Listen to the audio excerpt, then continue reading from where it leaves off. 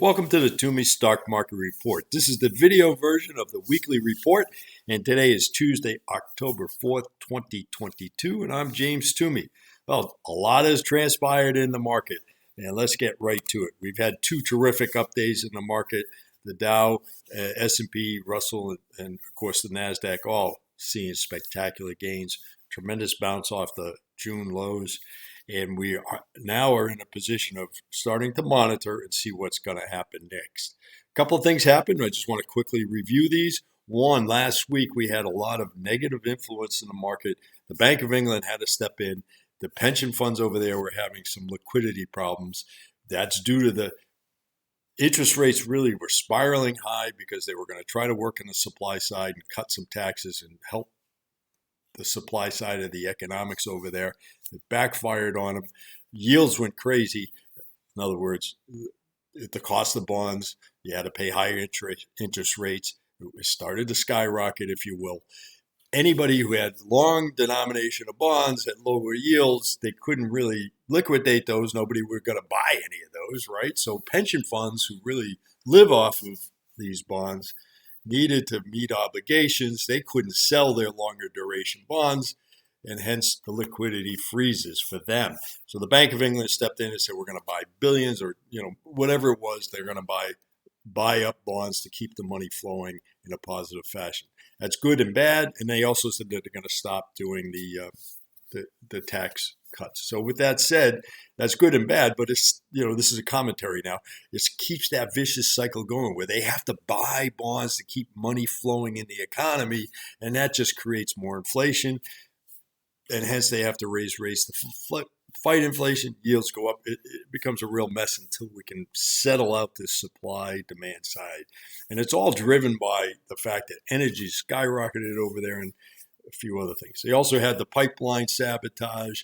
There's not going to be any gas and oil coming from Russia through that pipeline for a little bit of time, but they did open up the Baltic and another one that was going to be from Greece and some other part of the Europe. So they have some ability, and that came online sooner than expected. They were waiting for that to really in January, but now they're starting to pump gas through those two pipelines. That's going to add some added supply where the Russian supply is nil now. We also had, Nike, 44% inventory growth year over year. In other words, supply, some of it was blamed on supply side that, came in late, whatever.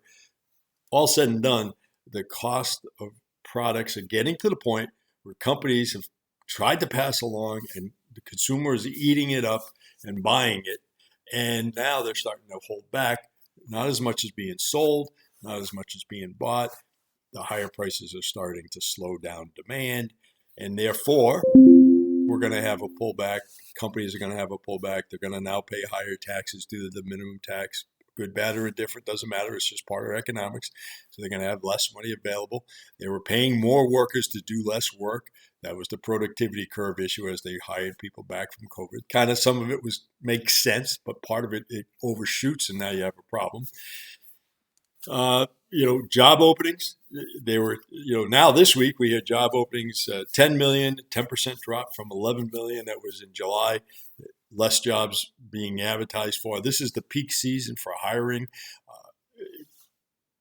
I used to own and run a staffing agency and project management and software for a long time. And the bottom line was this is where the staffing side of the arm made their money because they'd come off the summer where people weren't hiring as rapidly and companies would start coming out of that and they had budgets to spend, et cetera. Well, if they're not hiring as much, therefore slow down in the economy. If people start losing jobs and there has been some layoffs, that's going to exacerbate the recession. Manufacturing index, kind of healthy, 52, not bad. Forecast was 51.8, but the ISM manufacturing index was actually lower of that model, and that was 50.9 versus the 52 consensus. So it is starting to, manufacturing is starting to slow. That means if they go below 50, it's a contraction, but if they slow, they're going to buy less materials, less supplies, and then therefore, raw material isn't bought. People who make the supplies for manufacturing, everything, starts to slow, and therefore people will get laid off. So that's what's happening. There's a lot of information coming out. Europe was saying the U.S. dollar was the other thing. The dollar was skyrocketing. Rates were raising rates. The raising of rates helps the dollar's value, but overseas, their currency was going down in value. And hence, any dollar-denominated debt that they have or they have to pay in dollars, if you will, was now they had to take more of their currency to pay that dollar debt back. And they couldn't refinance because rates were screaming high. It was a real mess. Even the UN came out and said we can avoid a global recession if the dollar comes down in value, and we also have the rates curtailed. And that got the buzz out this week that, the Fed's going to slow down its rate increase. They may not do 0.75 in September. They may do 0.5, and they may stop. Versus they were saying they're going to raise rates well into the first quarter of next year. Time will tell, but I've said this before. Inflation doesn't start overnight, nor does it end overnight. Even if we go from 8% to 7% inflation, it's still 7% month over month. That is, it's still a huge number to handle. And it adds to cost, it's going to reduce workers, et cetera, and then it just builds the more recessionary issues. So the Fed, I believe, is going to continue their rate hikes unless something drastic happens, like a liquidity problem. Yes, liquidity, things are tightening, but it hasn't gotten to the point where like the Lehman Brothers situation and the financial crisis. So I do not believe the Fed will abate at this point, and they'll stay the course. But we're not in the prediction business. We're going to follow the fundamentals, and we're going to follow the technicals. We're going to make our decision based on real information. Okay, so what is that? I want to start with some real-time information, and we're going to go right to our charts. We're going to go to the UUP, which I use as an ETF on the dollar. I've been long. I have not made that a long position for our subscribers. But with that said, look at the last 5 days. It's come way down. And dollars does not move that rapidly. It moved quickly up the last down the last 5 days, and the 5 days prior to that, basically an A-frame here. Will it stabilize here? Not sure. But as that came down, what happened? Commodities raced up in value, and yields started to abate and come down a little bit. So that sent a signal to the market. The dollar's coming down. It's going to help the contagion issue coming from Europe over to U.S. And if we settle out a little bit here, the market viewed that as positive, and now the market raced up the last couple of days. But we need to find more as a development tool, okay? If we look at the GDX, the gold miners, that's a material play. Look at how the last mirrored the opposite. That's gone up the last 5 days. And, we'll talk about that in our sector analysis here. So we've had this situation before where energy material, since its latest run, has tried to come back in vogue, and we get, terribly disappointed. But energy's moving. USO is the United States oil. And what is that doing? As the dollar comes down, that's also rising. We haven't had a buy signal on that. It's bumping up against the 200 EMA. The stochastics look good. The MACD is still low. Not giving us a buy signal yet, but it's something to watch. Let's go back to our story here. Look at our sector table. We just touched upon it. You know how I like to look at this and tell us where the money's flowing. A lot of people do the short term, the 5 day here, and they want to pile in and chase the money. I'm not a reactive trader. I look at the trend analysis and I want to predict where we're going to go. No, I want to trend where we're going to go. So I look back and I say, okay, from the 1 month, what's up? Well, good 30 days is a good idea. We see materials and healthcare. Healthcare is defensive sector.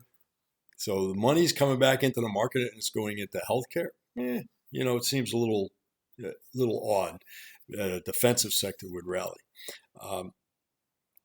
Energy is up there. If you look at the 5 day, materials, healthcare, energy, communication services 4. That's not too bad down. That's making a rise. That may help our dividend play Verizon. But with that said, if I look at this and I look at the 6 month and year to date, the only thing that's positive year to date is energy, and that was much higher, but it's making a rebound.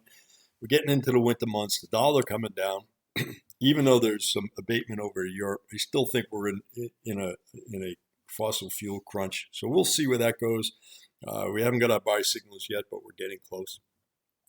And materials, I showed you the gold miners. We did send a signal out for a particular play today to our subscribers. So take a look at your emails. You should have that real time. We're got a tight stop. We're not going to fool around since we've been disappointed before. But if the dollar kind of flattens out or continue to pull back a little bit here, a couple of things are going to change in the market dynamics. I'm going to have to be ready to play that through. Advanced decline, still more decline than advances. It's way down. The RSI is starting to pull up off the mat. It was, 30 is oversold. Anything around 35 or less, we get really, our tenors up. But if you go with our market report, I don't have it in this slide, but the RSI has been very oversold for 3 weeks now. And what has happened? The fundamentals and the environmental economics have overridden any technical indicators, especially the one or two technical indicators. During the summer, when things were kind of quiet, RSI raised as a very good indicator. As soon as it got oversold, we were ready for the retracement or reverse. And, it was, the market bounced. Then once it got overbought, the market retreated. Now, the fundamentals are going to take in hold. So I'm not ready to jump ship. We got some sell signals on our positions. We do have a third stop that we put on our positions to protect profit. So we got a couple of those that ticked off today because of the massive upgrade and the gap open up. If it continues and we do get a sell signal, we'll alert you, but we want to protect those profits. Let's take a look. Did we look at the bond fund? I don't believe we did. So let's take a look at the bond fund. We invest in the TBT, short the treasuries, and let's take a look at that. An expanded view. The stochastics are, they are low. The red is now crossed above the green. We are below the 75-80 point that we want to get. It's at 53 on the green side. It's coming down. We're not down in the 30s and 25, which indicate probably closer to our sell signal. The MACD is still up there. The green is starting to deflect near or below the red. It's still positive, not quite as high as it was, but it's still above zero. And then if we look at our daily numbers, it's coming to our Twomey trend track line where it's hit that before it's repelled, breaks through that, we'll show you in our short positions. Then we've got our antenna starts to increase. We do not have a buy signal, but we're getting close to our first 1/3 stop. The RSI on this is come down a little bit. It's at 58, but every time the RSI has come down, it hasn't gotten into the 30s, and then we've seen the repel. It's gotten into the low 50s, and then it's repelled. So extended trends, the RSI is less of a predictor, right? And the RSI has stayed elevated. So we're going to see where this goes. We're not selling that just yet, and that's telling us that we want to stay long. Yields we do still feel are going to increase. They may not race off as much as we expected with 0.75 on the table for September, but time will tell. Right now, we're going to stay long. And we're up 28-30%. So we're gonna protect that profit for sure. Now, if we look at our short side, long side, the trend analysis, we use the S&P and we use the SPY ETF for that. The downtrend's still in place. We're having a nice little bit of retracement here. It's not that strong, but if we look at the stochastics, our fast indicator was all flat and down near 0.03 at one point last week. The red's crossed up the red. It's nicely moved up.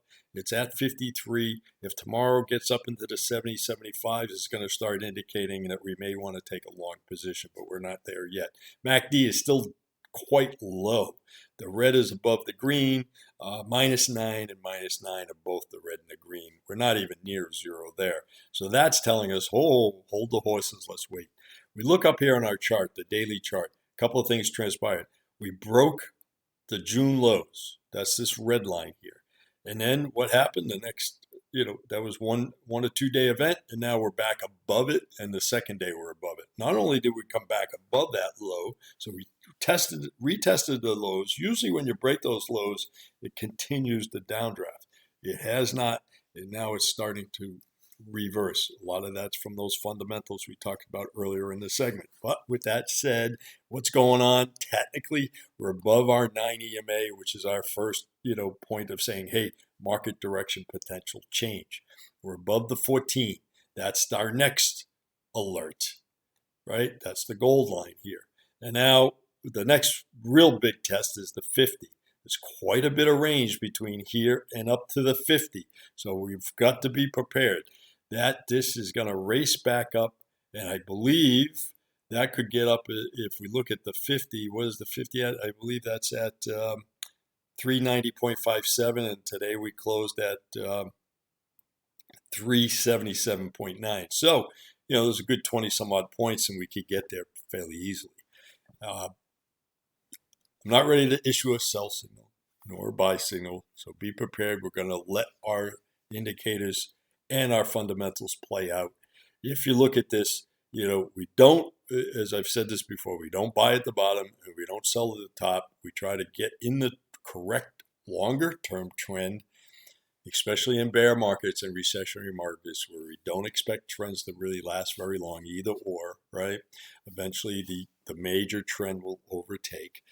So we want to, when we do get our signals, we want to go in long and hard on those signals or sell long and hard on those signals. And then we take advantage of the movement from that buy or sell signal. Okay. So right now, that's the story.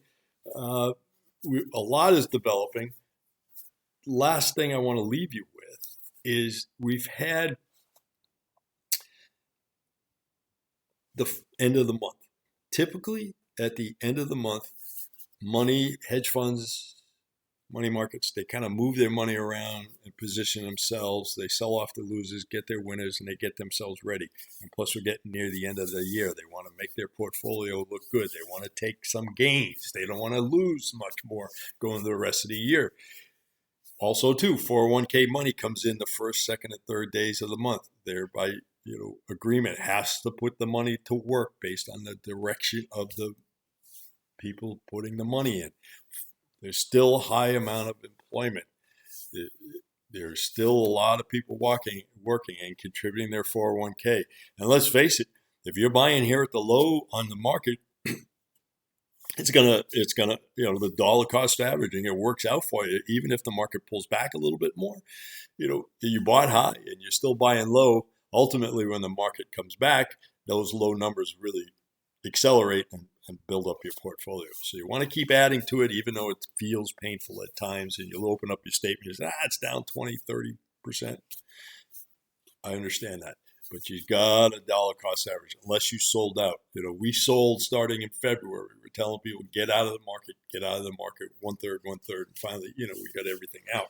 But even our mutual funds, we're not even at the point where we're looking at investing in mutual funds. Does it make sense, right?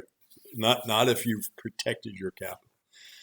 But if you've been in there all along, buy low, not a bad thing to do. So that accelerates because they start buying up in the market. Since the market was low and oversold, that helps bring, traders into the market because they see it pointing up and they say, hey, we're coming off a low. We broke that low, but we're now above it. So people will feel safe to come into the waters. The dollar's coming down. That helps. So we're going to see this either settle out and go back to the original trend, or we're going to start getting the algorithm traders to start driving the market up higher. Short sellers, they call it the short squeeze. Short sellers who have been short like us will sell back their positions. That means they buy back into the market they sold money at a particular level, then they buy back. So all that buying, in a sense, it's like a buy in the market. So that drives the market up as well because they're reversing their positions, and that looks like a positive move in the market. A lot of volume, a lot of volatility. So we got to give it a couple of days. And I'm not afraid to take a little more pain on our short positions. We've got some nice gains there. Some that ticked off today. We still preserved 8-9% gains. We're going to take those and run with those. And we'll see where the market does transpire in the next couple of days, and we'll alert you as that changes. So the Twomey Stock Market Report, it's now posted. We're going to post the video as well. You can go in there. I noticed today we've got quite a bit of buy and trade alerts. We've got quite a bit of newsletters. I'm going to start culling that back down to make it more manageable. We're going to add to our videos, and hopefully that will help you. We're going to start adding some training videos about setting up your desk, but we're not quite there yet because of market conditions. So if you have any questions, call us at info@twomeystocks.com. Email us, not call us, and we'll get right back to you. Inquiries on particular stock, anything about segments of topics you'd like covered, or questions about what we've written in our newsletter. There's 21 pages of pack-filled information there. You may have some questions. We're happy to point you into some reference material. I had some inquiries about, hey, how do you trade down markets? I posted some videos on that and gave you some suggestions. It's really hard, especially new subscribers that came in and they said, should I buy here when you bought in August? It's hard because the trend is kind of at its peak now on those short buys. It's hard to take a major position there. You may want to nibble and see where it goes, but you could be disappointed. So I was trying to show people, here's some areas that if it hits these indicators, we can buy in. Matter of fact, we had a tale of two cities today where some bought, some sold based off of those indicators. But we've got profits to play with. I mean, if you're just starting, it's really tough. So it's nice to be in this when you get the buy alert, you take action.